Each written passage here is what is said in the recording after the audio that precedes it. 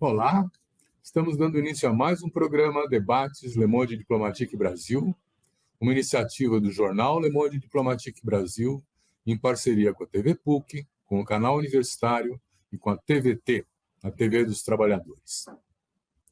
Hoje nós vamos trabalhar uma análise de questões que estão muito presentes no processo eleitoral que virá a ocorrer dentro de um mês e pouco, né? Nós vamos falar da religião e do voto, né?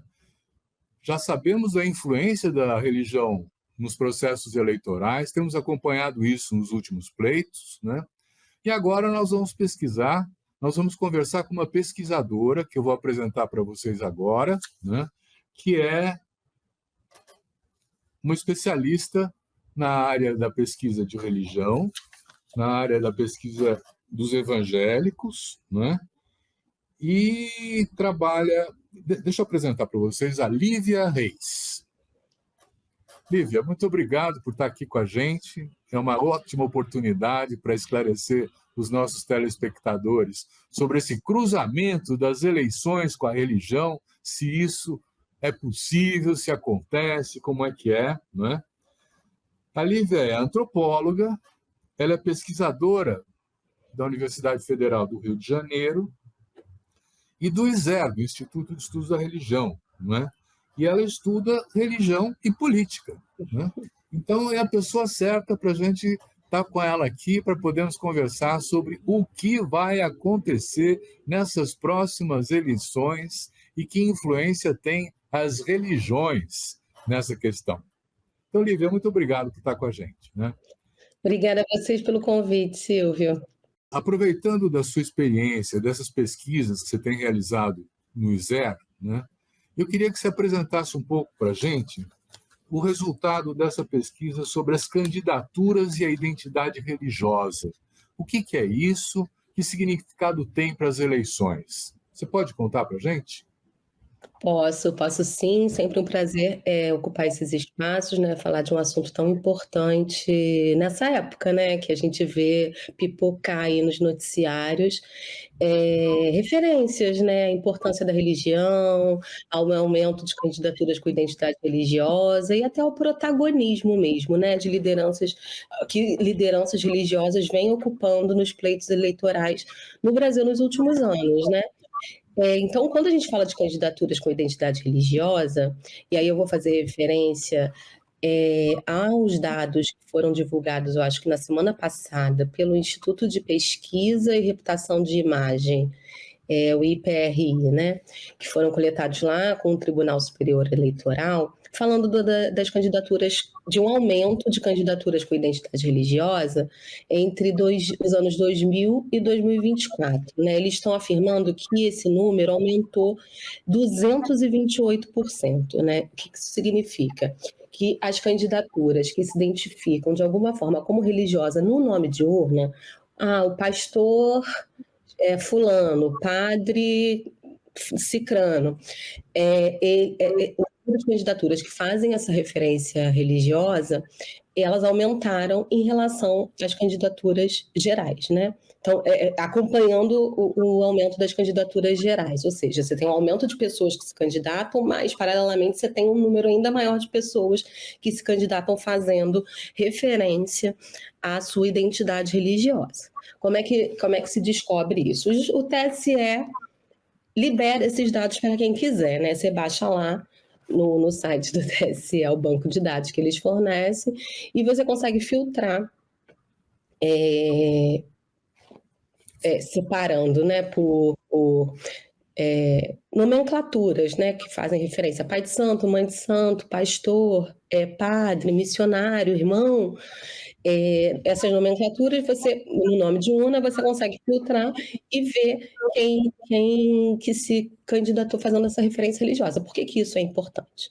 Porque o aumento significativo desse número, ele indica que é um fenômeno social para ser observado, né? Primeiro, porque ele aponta, ele mostra, né, esse dado, esse crescimento desse tamanho, ele mostra justamente que as pessoas estão apostando na eficácia eleitoral da referência religiosa já no nome de urna, E, por outro, que pessoas, o eleitorado, ele vem... que o eleitorado é mobilizado por esse tipo de referência, né? Então, é uma via de mão dupla. E o que acontece, né, aqui no I0? O I0 é uma organização que tem 54 anos atuando em pesquisas, né, fazendo e organizando e executando pesquisas sobre esse tema, sobre religião política, e nós também olhamos sistematicamente para a relação entre religião e política institucional, né, especificamente. Em 2020 e em 2024, já atentos a esse fenômeno de crescimento, né, de candidaturas com identidade religiosa, depois a gente já pode até voltar um pouco no tempo, né, para conversar sobre como é que isso ganha importância mesmo no debate público brasileiro. A gente já vem percebendo, né, e detectando através justamente de dados que essas candidaturas com identidade religiosa, elas não se restringem àquelas com nome de urna religioso, né? Eu sempre faço uma referência recente, por exemplo, às últimas eleições, eu estou falando de 2022, quando, por exemplo, o slogan de um dos candidatos, né, à presidência da República, e eu estou me referindo ao Jair Bolsonaro, era Deus, Pátria, Família e Liberdade, né, vendo Deus em primeiro lugar. Já tinha uma referência religiosa ali logo no slogan de campanha, né? E aí, se a gente for olhar para os legislativos, para as candidaturas ao legislativo, essa referência ela é muito mais sistemática, né? E aí, o que a gente encontra? Quando a gente está olhando para as candidaturas ao legislativo a partir do I0. Um número ainda maior. Se hoje, filtrando os dados a partir do TSE, a partir do TSE de candidaturas que fazem referência à religião já no nome de urna, se a gente amplia qualitativamente, né, esse olhar, ou seja, vai olhando como as candidaturas vão fazendo essa referência religiosa durante as suas campanhas eleitorais, esse número aumenta ainda mais. No I0 a gente chegou em 2020 e em 2024 a um número de 10% das candidaturas que mobilizam a identidade religiosa de alguma forma durante as suas campanhas. E como é que isso é feito, né? É o camarada que está lá e vai pedir uma oração para o pastor durante um culto de domingo, né, já não é permitido, todo mundo sabe, né? A gente já é largamente sabido que isso é uma estratégia eleitoral. Que, embora não seja permitido fazer campanha dentro de igreja, falar número de candidatos dentro de igreja, no púlpito de igreja, os candidatos vão para pedir oração, chegam lá, recebem uma oração da comunidade e aí apresentam um pouco das suas ideias. É o candidato que vai falar que é a favor, né, da família tradicional brasileira, é o candidato que vai defender, inclusive, o combate à intolerância religiosa, porque isso também é um fenômeno que cresce tanto à direita quanto à esquerda do espectro ideológico, né? Não é restrito a um espectro ideológico único, né? Mas são essas as formas a partir das quais a identidade religiosa é mobilizada durante as eleições. Então, dos 10% das candidaturas, né, que mobilizam a identidade religiosa durante a campanha eleitoral, 50% dessa galera ocupa as cadeiras das câmaras, das respectivas câmaras, né? Câmara de Vereadores, ou chegam a se eleger para o Congresso, né? Deixa eu entrar aí, porque essa questão é importante, né? Primeiro, uma explicação do porquê que aumentou 228%, né, as candidaturas que se identificam com religiões. Será que agora deixou de ser um problema se apresentar como um participante de uma religião, da mesma forma como antes tinha que ficar no armário, vamos dizer assim, o grupo LGBTQIA+, quer dizer, que agora aparece e mostra uma quantidade importante? Houve algum tipo de fenômeno social que mostrou a religião como uma alavanca eleitoral? Olha, essa pergunta é boa, porque ela não tem resposta. Que aí, essa era uma coisa que eu ia falar antes de você entrar com essa pergunta, que eu acho que é importante reforçar aqui, e aí eu já entro num outro aspecto desse fenômeno, que é o fato de que a eficácia eleitoral das candidaturas com identidade religiosa, ela é maior entre pessoas que não mobilizam o nome de urna religioso, tá? Então, por exemplo, aqui no Rio a gente já acompanhou candidaturas de pessoas que se apresentavam, candidaturas oficiais de igreja, né? A Igreja Universal, por exemplo, é uma igreja que estabelece candidaturas oficiais desde a redemocratização, tem uma estratégia ali, né? Eleitoral. Então, o pastor fulano deixou de se apresentar como pastor fulano e hoje ele se apresenta como só fulano, né? Então, Lívia, eu vou completar a pergunta e depois a gente faz um pequeno intervalo, depois você responde, tá bom? Quer dizer, são igualmente impactantes o fato de você pertencer ao catolicismo, às igrejas evangélicas, aos grupos de candomblé. Quer dizer, tem alguma dessas religiões que entrou mais na política que as outras? Enfim, você permita que a gente faça um intervalo agora e em seguida você responde.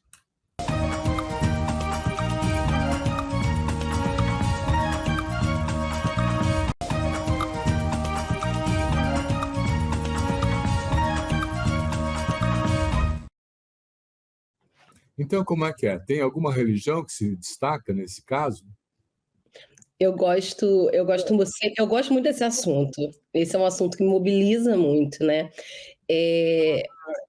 Por quê? Porque desde a redemocratização, a gente começa do começo, então, voltando para o começo da história, é sempre importante lembrar que a gente é um país tradicionalmente católico, onde a religião natural dos brasileiros sempre foi ser católico, né? Então, durante 400 e tantos anos, a gente teve uma relação muito imbricada entre religião e política, que tinha como referência hegemônica a Igreja Católica. Então, ninguém estranhava.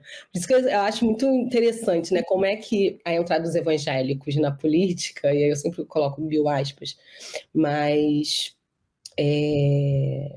porque era um grupo que não existia, né? Foi crescendo muito aos poucos, né? Então é uma entrada na política que também reflete um movimento natural de aumento do pluralismo religioso no Brasil, né? Onde a gente sempre teve uma hegemonia católica e que teve o direito à liberdade religiosa e à pluralidade, ao pluralismo religioso garantidos ali mesmo na Constituição de 88, né?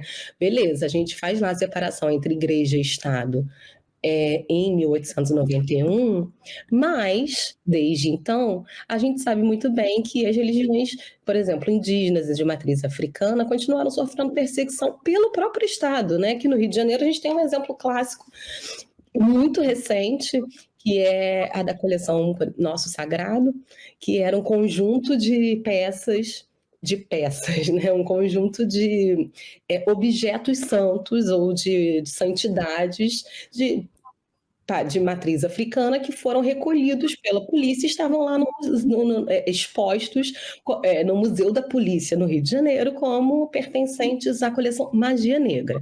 Para vocês entenderem o nível de naturalização das violências cometidas pelo próprio Estado às religiões de matriz africana, porque a referência do que é ou do que não é religião no Brasil sempre foi o catolicismo. Tudo que não é catolicismo é seita, ou é macumba, é desqualificado enquanto religião. Então, o que de fato garante uma existência igualitária das religiosidades? Aí a gente pode botar mil aspas também nessa existência igualitária, porque a gente ainda vê que religiões de matriz africana sofrem mais discriminação do que todas as outras, e discriminações, né, muito violentas. A Constituição de 1988 garante algum igualitarismo, né, para a existência das religiões no campo democrático, né? Então, o que a gente tem também é um reconhecimento do Estado brasileiro de que todas as religiões podem ocupar o espaço público, incluindo a política institucional, da mesma maneira. Então, quando a gente fala da entrada dos evangélicos na política, isso a gente começa a detectar, né? A partir mesmo da própria redemocratização, quando as pessoas começam, candidaturas, né, começam a se apresentar naquele período de redemocratização como oriundas, né, representando determinada igreja ou determinada religião, elas também começam ali a inaugurar um novo jeito de se fazer política. Então, eu costumo dizer que não é inventar roda, porque quem inventou essa roda aí foi a Igreja Católica, né? É um pouco disputar essa roda, né? O que se estava se estabelecendo ali com a redemocratização era, olha, a gente tem esse bolo aqui, essa fatia vai poder ser dividida para todo mundo agora e quem quiser fazer parte pode chegar. Claro, a gente tem aí 1000 elementos que ajudam a complexificar essa história, né? Por exemplo, as igrejas mais midiáticas, aí eu estou falando de Igreja Universal, Igreja Internacional da Graça, essas histórias são contadas assim publicamente, né? Elas vão entrar, por exemplo, na política reivindicando reivindicando mais espaço de representatividade política da população que se identificava como evangélica também no Congresso Nacional. Eles queriam defender seus próprios interesses. Que interesses eram esses, né? Ocupar praça, espaço público, porque isso não era normal, entendeu? Não era normal ter uma marcha para Jesus como a gente tem hoje, não é, concessão de televisão. Tem uma coisa, Lívia, que é o fato, por exemplo, da Universal ter criado um partido, né? O Partido Republicano, né? Quer dizer, isso é um projeto de poder, não é uma expansão na sociedade civil. Teve até um governador do Rio de Janeiro, Crivella, né? Prefeito. Ligado ao Universal, né? Pastor. Sim, como nós temos representantes da Igreja Católica que também estão nas cabeças de muitos partidos. Eu não estou querendo invisibilizar essa centralidade dos evangélicos também no campo da política. Eu estou querendo chamar atenção justamente para que a gente naturalize uma presença católica que ainda é majoritária nesses governos, tanto no Congresso Nacional, tá? A maioria, se você for lá esmiuçar a identidade religiosa dos nossos congressistas, tem muitos católicos, a centralidade ainda do catolicismo nos pleitos eleitorais, ela assusta, porque a gente não olha para isso, não costuma olhar para isso, porque criou-se, né, esse estigma e essa visibilidade em torno das candidaturas evangélicas, e não só das candidaturas, né? Eu acho que é importante falar disso também. As igrejas evangélicas se tornaram um lugar, um locus importante de fazer política institucional, né? E de disputar a eleição. Não é à toa que aí tem o famigerado voto evangélico, que é um termo que também me dá um pouco de nervoso, né? Porque as pessoas não são só uma coisa, né? Os evangélicos são homens, são mulheres, são negros, são brancos, são ricos, são pobres. Tem outras variáveis que acabam influenciando na sua decisão sobre o voto, né? Que não só a identidade religiosa, mas a gente não nega mais, é evidente que a identidade religiosa ela foi se tornando aos poucos um elemento importante de definição do voto. Quando é que isso muda? Isso muda porque não era assim, né? Por mais que a Igreja Universal tenha criado um partido, um novo modo de se fazer política, que era inicialmente mais fisiológico, vamos dizer assim, olha, eu vou entrar ali para proteger os interesses da minha galera, né? Eu quero uma concessão de rádio, uma concessão de televisão, eu quero garantir meu direito de fazer o meu evento público, igual os católicos têm. O início era justificado assim, essa entrada. E até durante muito tempo, isso funcionou, inclusive nos governos do PT, nos primeiros governos do PT, né? Onde os Malafaias e os Edir Macedo da vida, eles eram aliados do governo Lula, né? Vamos lembrar, você falou aí do PRB, atualmente republicanos, ele foi o último a largar a mão da Dilma lá quando teve o impeachment em 2016. Né? O Marcelo Crivella, o nosso ministro da Pesca, estava lá, né? Depois os ministérios o partido foi o último a descer do barco, né? Mas isso começa a mudar de figura, e aí isso também não pode ser deslocado, descontextualizado, né, de um movimento global de crescimento da extrema-direita, que não aconteceu só no Brasil, mas no mundo também, e a gente interpreta, né, como sendo um movimento justamente de reação, ampliação de direitos de minorias políticas, e a gente está falando de mulheres, negros, população LGBTQIA, APN+, enfim, que ali nos anos 2010, justamente no Brasil, estavam no centro de um centro de debate, né, do governo, que podia se considerar ali de esquerda, né, no governo do PT, que estava ali negociando e tentando ampliar direitos de minorias, como, por exemplo, instituir debate sobre educação sexual nas escolas, né? Isso foi fruto de discussão Plano Nacional de Direitos Humanos 3, lá nos anos 2010, e os estudiosos colocam bastante esse marco, né, do ano 2010 como ano de mudança, né? É um ano que a galera fala, olha, peraí, até aqui a gente apoia esse governo, mas daqui para frente não vai dar para a gente apoiar mais, porque mexer com sexualidade, no que a gente tem direito a dizer sobre sexualidade, já é um pouco demais. Mexer no que a gente vai dizer para as nossas crianças já é um pouco demais, né? Ninguém vai... E aí começa essa história de ideologia de gênero, que aí eu lembro mais uma vez, ela é um termo que foi criado pelo Vaticano, pela Igreja Católica, ele vai para o Brasil, ele se dissemina no Brasil, né, muito apropriado por lideranças midiáticas do campo evangélico, mas ele é um termo que foi fundado na Igreja Católica. Então, começa-se a instaurar justamente o que a gente chama de pânico moral, né, a partir mais ou menos dos anos 2010, porque até então essas igrejas apoiavam os governos do PT, né? E aí começa a ser algo que a ganhar mais amplitude, que a gente passa a chamar de agenda moral, né? Que na verdade não deixa de ser também uma agenda pela restrição de direitos de minorias, né? Eu não gosto de chamar de agenda moral, porque ela não é sobre moral, né? Ela é sobre direitos de minorias políticas, né? E aí essa agenda vai ganhando centralidade e passa a ocupar justamente o centro das campanhas eleitorais. E aonde é que esse pânico moral é muito difundido? Dentro das igrejas.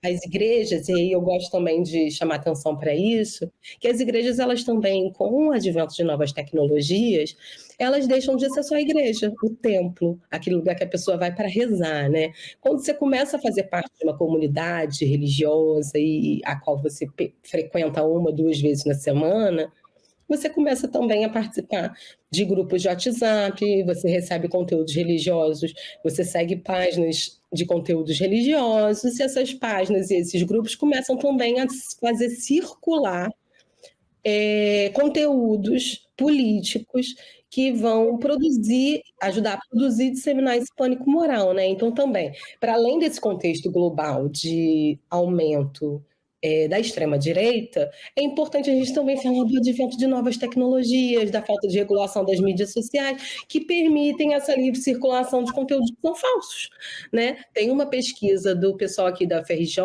que participou, a Magali Cunha, o Alexandre Brasil, que justamente detecta que a maioria dos grupos de igreja, os grupos de igreja são os grupos que mais disseminam desinformação. Então, mas aí eu queria entrar, porque, veja, quer dizer, quando você fala que agora a religião ganha uma nova dimensão na política, né? Eu fico pensando assim, você identificou que os grupos evangélicos, num passado recente, apoiaram governos progressistas. E eles migraram agora, na sua grande maioria, para a extrema-direita, né? Como é que isso acontece? Acabei de falar, eu acho que justamente um movimento de reação à ampliação de direitos de minorias. Por exemplo, e não é à toa, aí acho que eu vou dar um exemplo, um bom exemplo, que eu acho que é importante para ilustrar isso que eu estou falando, assim, né? Que é a criminalização da homofobia, tá? A criminalização da homofobia, por exemplo, ela passa por vários vários eixos, tem várias camadas, né? Para além da própria criminalização da homofobia, você não poder dizer que não poder difamar alguém por conta da sua escolha e da sua orientação sexual e de gênero, né? Isso sofreu ataques. Isso acontece no momento em que estava sendo discutida a cura gay dentro das igrejas. Isso passa a acontecer no momento em que lideranças religiosas passam a ser cobradas por dizer que é possível que exista a cura gay, né? Então você não pode curar uma coisa que é doença, né? Não é reconhecida como doença mais pela OMS há anos, enfim. E aí como com esse congresso que a gente tem, né? Com esses congressos que a gente tem, a gente não consegue transformar isso num projeto de lei, o que acontece? A gente judicializa. Judicializa você. E aí, como é que a criminalização da homofobia acontece? Ela acontece quando exige-se uma equiparação do crime de homofobia ao crime de injúria racial e racismo, né? E isso é reconhecido pelo Supremo Tribunal Federal. E qual que passa a ser o argumento dessas lideranças religiosas? Que eles estão sendo cerceados na sua liberdade religiosa. E o que acontece? O STF passa a ser alvo também dos ataques dessas igrejas, né? de toda essa mobilização religiosa que reúne evangélicos e católicos. Não é à toa, nos últimos 10 anos, a gente também tem essa pesquisa no ISER, ela se chama Catolicismo Jurídicos Antigênero, publicamos no início desse ano, o número de associações jurídicas religiosas também passa a crescer no Brasil, porque o judiciário passa a ser esse lugar de embate, de disputa, para além da política institucional, pela pauta moral, né? Pela restrição dos direitos de minorias. É no judiciário e na política institucional que vai haver essa reação à ampliação de direitos, né? Tanto que é isso, cada vez que tenta se falar sobre aborto no Brasil, tem-se essa grande mobilização a partir de igrejas católicas e evangélicas, né?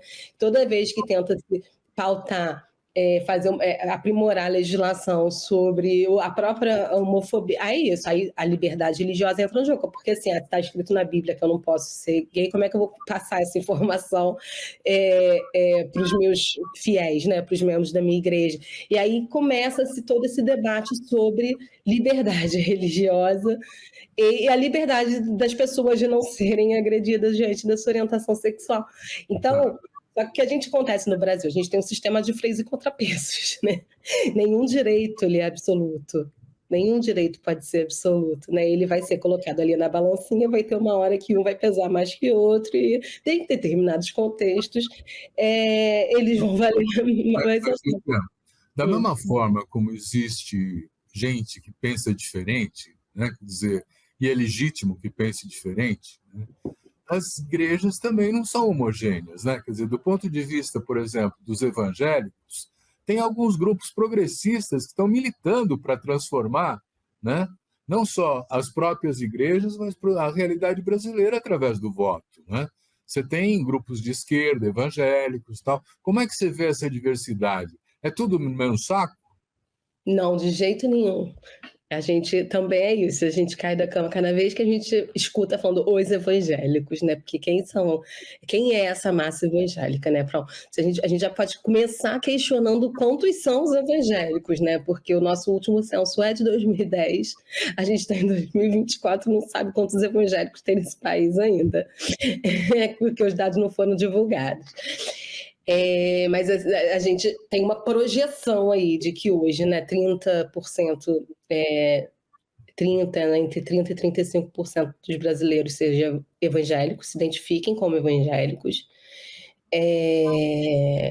Muitas dessas pessoas de igrejas não determinadas, tá? Então, isso já é um dado muito importante, porque a gente vê também muitas essas lideranças muito midiáticas, né? O Silas Malafaia, você fala assim, os evangélicos, Silas Malafaia, o pastor Cláudio Duarte, um Edir Macedo, mas essas lideranças, elas não são pastores da grande massa evangélica do Brasil, né? Porque a grande massa dos evangélicos do Brasil vai na igreja do seu bairro, né? Vai na igreja do seu bairro. E o evangelicalismo no Brasil, ele se difunde, o evangelicalismo de matriz pentecostal, né? Não os históricos que vieram com os migrantes, né, da Europa. Esse de matriz pentecostal, que tem uma centralidade, né, na terceira pessoa da Santíssima Trindade, que é o Espírito Santo, é o Deus vivo, é um Deus que se movimenta, é um Deus que faz falar em línguas, é um Deus que promove mudanças, é aquele Deus que transita muito rápido, que é o Deus vivo. Ele se dissemina prioritariamente entre as camadas mais pobres da população, né? Lá no início do século XX, 1911, 1910, as igrejas começam a chegar no Brasil. A gente acompanha, né, desde então, uma mudança, inclusive, né, nas formas de ser pentecostal. Então, a gente costuma dizer que tem igreja de primeira, segunda, terceira onda, né, sendo a terceira onda de pentecostalismo, essa que a gente conhece como... Ficou popularmente conhecida como neopentecostalismo, né, que são essas igrejas com muita ênfase nas mídias, na cura, na figura do demônio, que também é muito importante, né, no nosso atual contexto, a demonização do outro, né, das diferenças, dos diferentes, né, porque tudo que não é igual a gente é o demônio, né, de acordo com essa retórica. Demonização dos outros, né? Tipo, aí a macumba passa a ser do demônio, a homossexualidade passa a ser do demônio, o comunismo é do demônio, né? Então precisa ser o quê? Eliminado, precisa ser banido da convivência social. Então é uma visão de mundo que muitas vezes, e aí eu não estou dizendo que essas igrejas, quem frequenta essas igrejas compartilha de uma visão de mundo demonizante, não. Mas que o que eu estou enfatizando é que há um discurso de demonização do outro que vem dessa matriz evangélica pentecostal, que se disseminou muito rápido, assim, né? Mas o que a gente também vê? O ISER faz pesquisa com mulheres evangélicas, fez 3 rodadas, 2022, 2023, 2024. Nós vamos aproveitar nesse momento, você vai entrar no resultado das pesquisas, nós vamos fazer um pequeno intervalo e já voltamos, tá bom?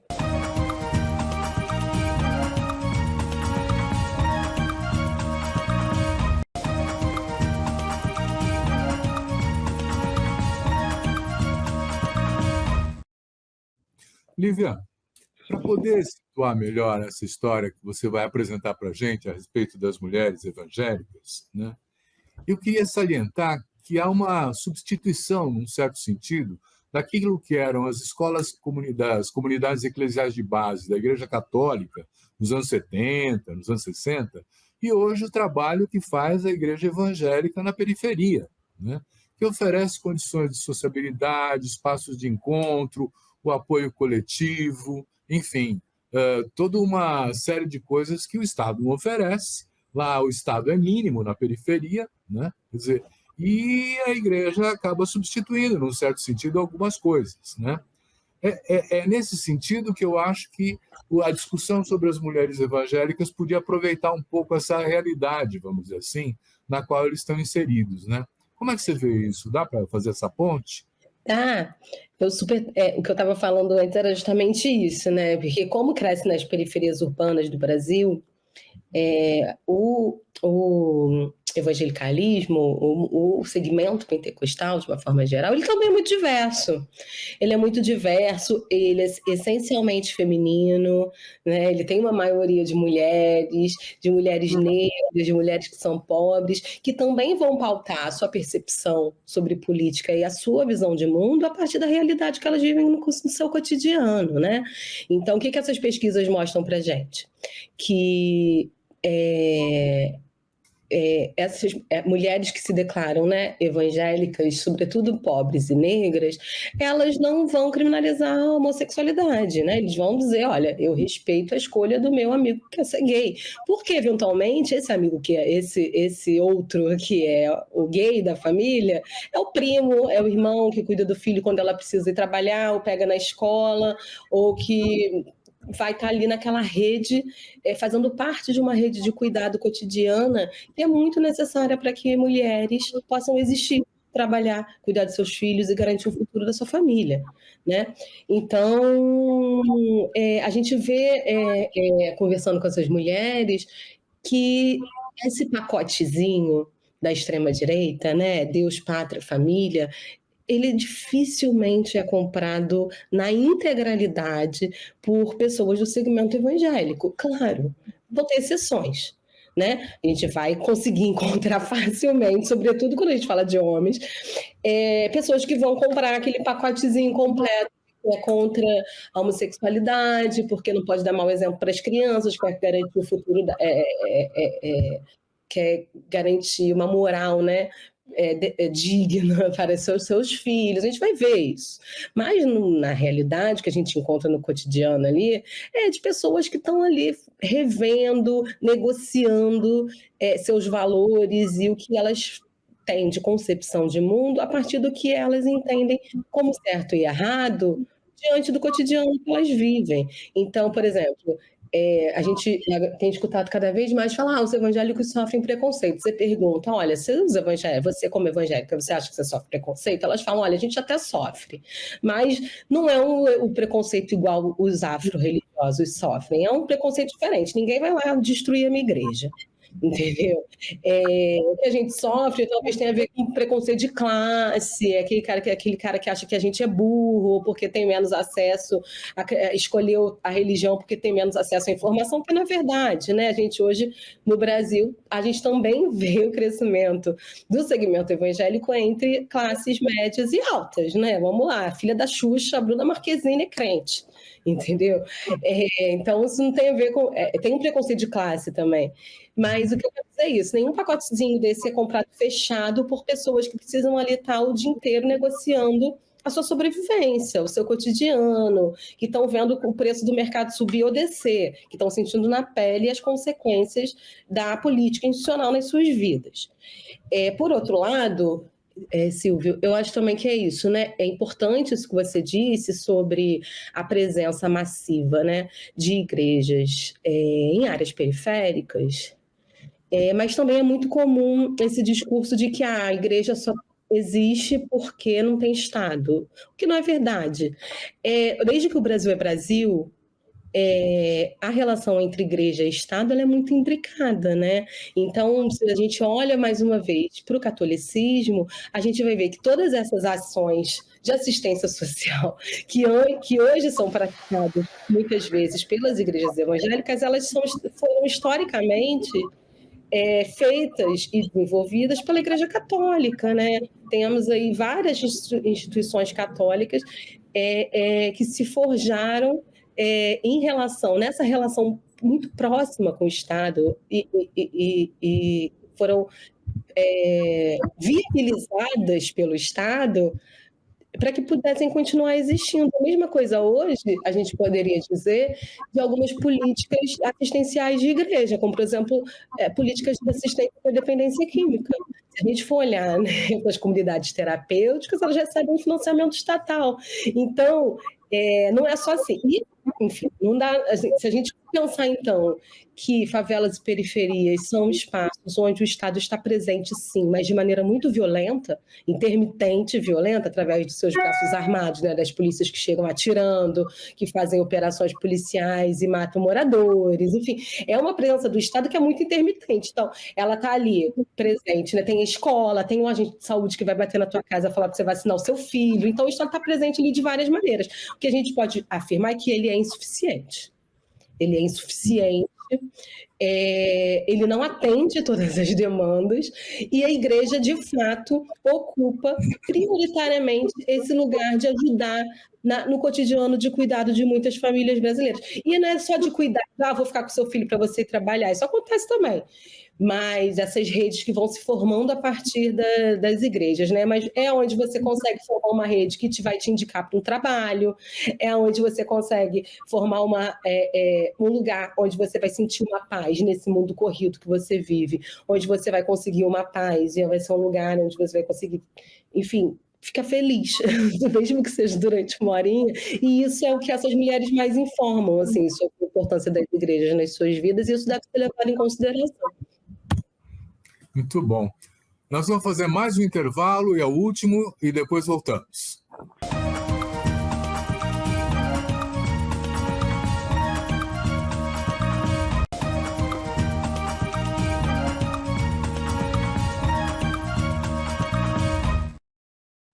Lívia, são duas coisas. Eu queria que você explorasse um pouco mais o perfil dessas mulheres evangélicas, o que elas pensam, o que elas propõem, como elas agem e tal, e depois fazer uma tentativa de diferenciação. Eu acho que tem uma diferença entre o fiel que vai à igreja, que me parece que não é nada diferente o católico do evangélico, né? E a atuação dos padres, dos pastores, que aí tem outro papo, né? Aí você entra no mundo da política e do poder, não é isso? Total, Silvio.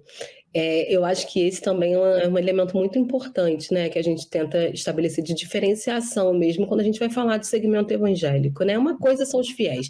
E aí tem um monte de pesquisa do Datafolha e justamente comprova, por exemplo, tem um monte de evangélico que tem pavor de arma e não quer que tenha legalização de arma, enquanto lá tem as figuras, as lideranças eleitas, né, para serem representantes do segmento evangélico, estão votando a favor do porte de arma, né? Da liberação do porte de arma, da liberação de clubes de tiro lá de escolas, enfim. Então, aí se você olha para a base, esse entendimento é muito diferente. Então, estabelecer essa diferença entre lideranças midiáticas, e também a gente não está falando de qualquer liderança, né?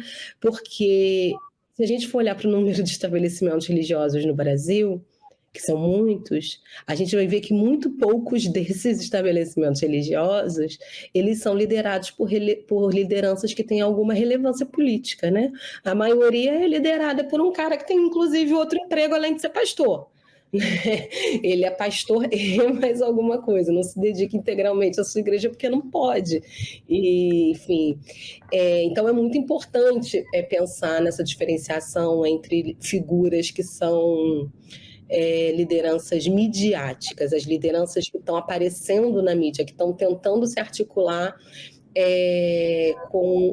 estão tentando se articular a partir de relações de poder, né, de poderes múltiplos. E aí eu não estou falando só de política nacional, né? Se a gente for pensar que as igrejas elas têm muita incidência localmente, a gente precisa pensar também em poderes locais, né? Os poderes, as prefeituras, a Câmara de Vereadores, as polícias, o próprio judiciário, as dinâmicas de violência. Aqui no Rio de Janeiro, então, se a gente for parar para pensar, igrejas que têm de periferia, elas têm necessariamente se relacionar com tráfico ou milícia. Né? Não tem como passar batido, e isso gera impactos, né? Tem impactos para a forma também como as pessoas vivem sua religiosidade. Então, assim, isso eu estou dando exemplos, assim, só para entender o tamanho da multiplicidade que é o segmento evangélico no Brasil. Uhum. E as mulheres evangélicas, essa pesquisa que você fez, o que nós temos mais de dados interessantes que ela traz? Nossa, são muitos. Mas eu acho que o central mesmo é isso que eu gosto muito de reforçar, que é a centralidade do cotidiano como um elemento que vai balizar as experiências, que não é só definir, né? Que vai balizar as orientações políticas dessas mulheres. É o que elas vivem no cotidiano mesmo, né? Então, por mais que elas gostem de ir à igreja, que elas tenham confiança na sua liderança religiosa, elas vão falar com todas as letras que quem decide o voto delas são elas mesmas, né? Elas podem achar importante que tem uma orientação política a partir da igreja, que os pastores falem mais disso, porque elas consideram, né, a participação política importante, mas que no final das contas quem vai decidir o que deve ou o que não deve botar na hora de apertar o botão na urna são elas mesmas. Não é à toa que essas mulheres foram o centro da disputa nas eleições nacionais de 2022, né? Era o voto das mulheres que estava indefinido ali entre os evangélicos. O bolsonarismo perdeu o voto das mulheres evangélicas, é isso que eu quero dizer. né? Por quê? Então, o bolsonarismo perdeu entre 2018 e Por quê? 2022 o voto das mulheres evangélicas. E é porque o cotidiano que pesa, né? O preço do mercado explodiu, a inflação explodiu.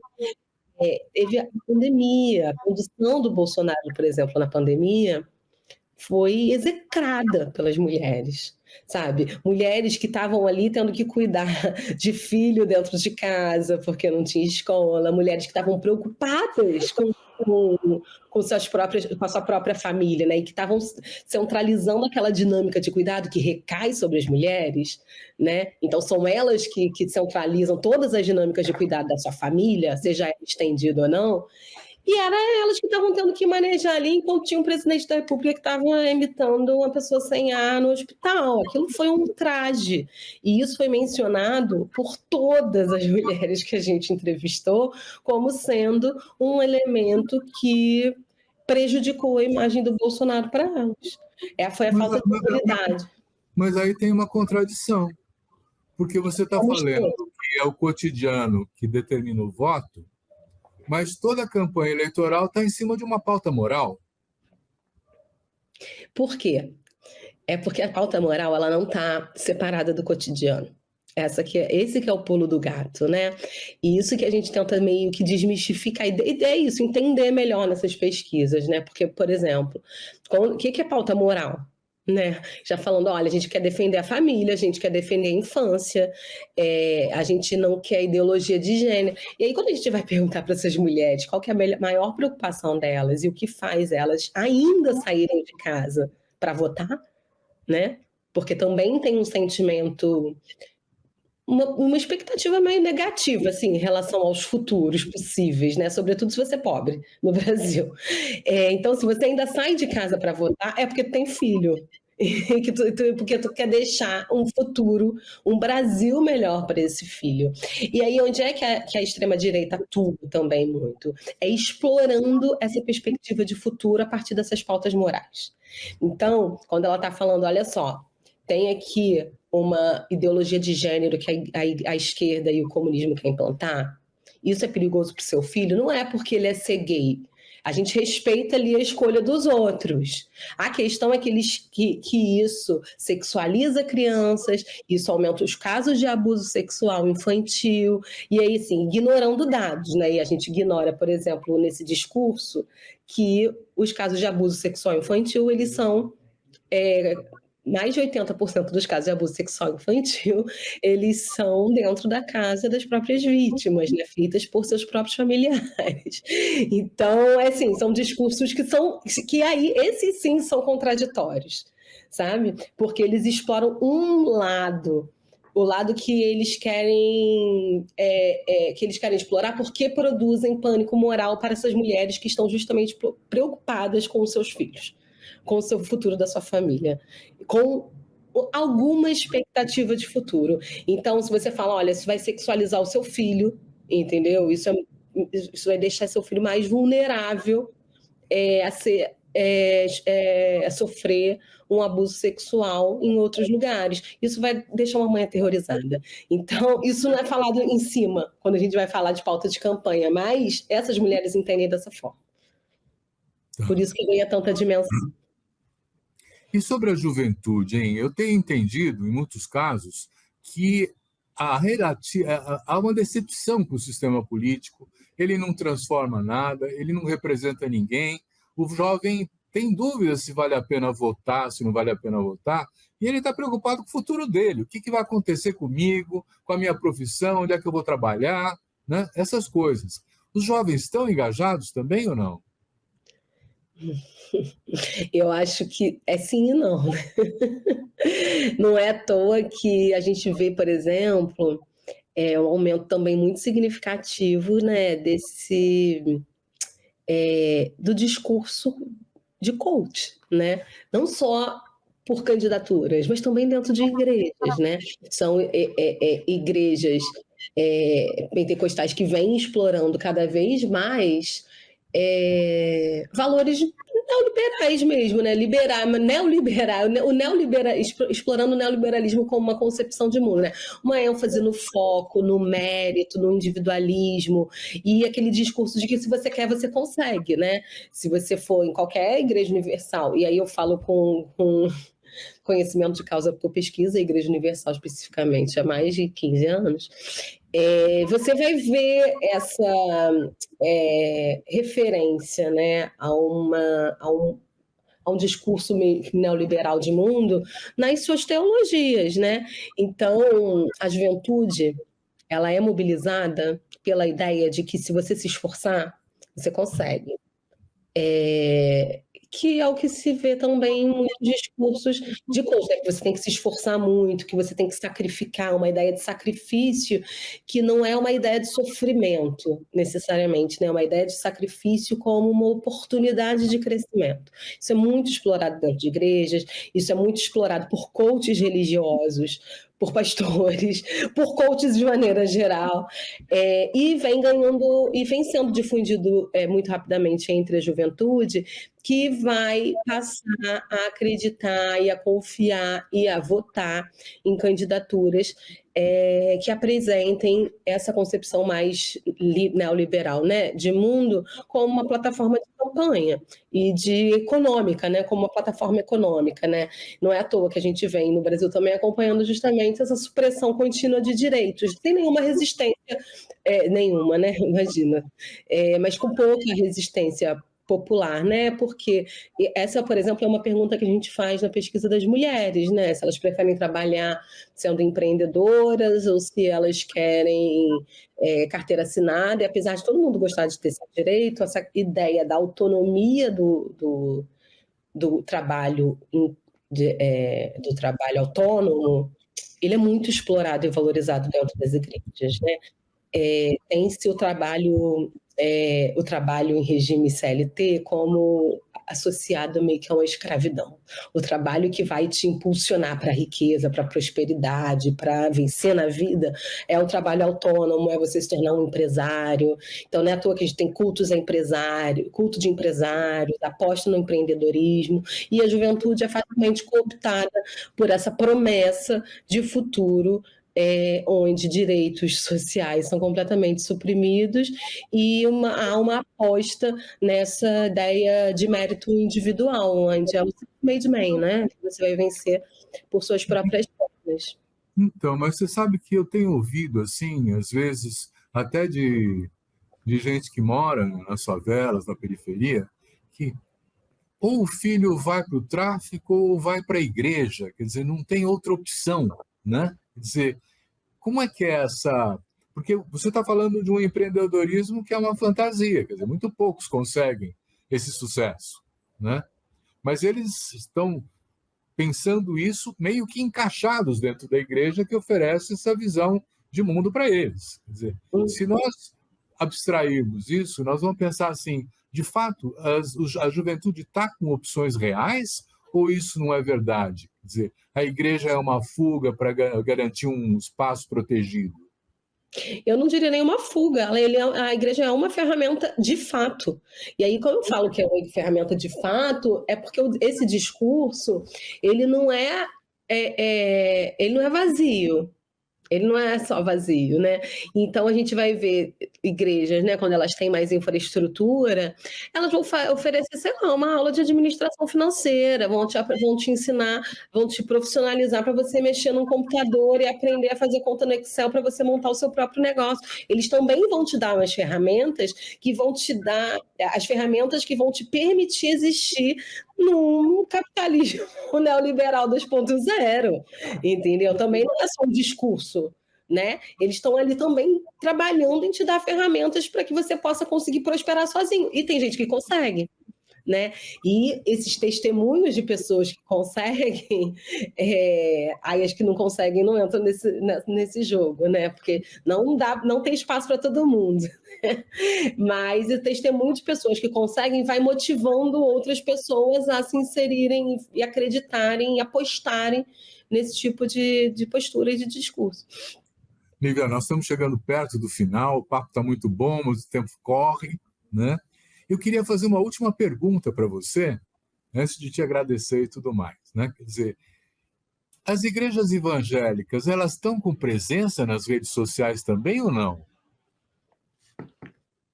Ah, isso aí é papo para outra entrevista. Porque Podemos marcar. não se torna, eu não costumo nem dizer presença nas redes sociais, né? Eu costumo dizer que as novas tecnologias, elas inauguram uma nova forma de ser religioso, né? Então, se a pessoa, por exemplo, não tem tempo para ficar indo no culto, ela está fazendo a devocional dela 3 horas da manhã, meio-dia, 6 horas da tarde, várias vezes no dia, elas vão ter acesso no YouTube à pregação de lideranças religiosas que elas mais se identificam, elas vão estabelecer comunidades e podem entrar em grupos de Telegram, Zap, que vão fazer oração. Enfim, é uma forma muito peculiar de ser religioso hoje, que é permitida e viabilizada pelas diferentes mídias sociais. E aí a gente está falando de tudo, né? WhatsApp, YouTube, Telegram, elas têm diferentes usos, né? E como elas conseguem ser facilmente... Você consegue fazer redes, né, muito facilmente, nas quais você replica conteúdos e tem acesso a muitos conteúdos facilmente, elas também se tornam um espaço de divulgação, não só desses discursos fáceis, né, sobre o futuro, né, e as pessoas que estão desacreditadas mesmo, né, com pouca esperança, acabam, isso, né, vão se apegando ao que elas estão escutando e alguma expectativa de futuro possível, que é melhor do que não ter nenhuma, né, vamos combinar. E aí elas se tornam um lugar, um espaço muito central para a reprodução da religiosidade hoje no Brasil. Tá? Nós somos, se você for pegar a estatística mundial de pessoas que utilizam a internet, a gente sempre ganha, mas a partir das igrejas também. Mais uma vez, catolicismo também voa de braçada na mobilização das mídias sociais para a religião. Então, nós já temos pautado para o futuro, vamos marcar, sim, né? Religiões e redes sociais. Isso vai ser um ótimo papo também. Eu quero agradecer muito a Lívia Reis, do ISER, por esse papo esclarecedor. Eu acho que nós desmistificamos algumas coisas importantes, né? E eu espero que também o telespectador, a telespectadora tenha gostado do nosso debate. Semana que vem tem mais. Obrigado.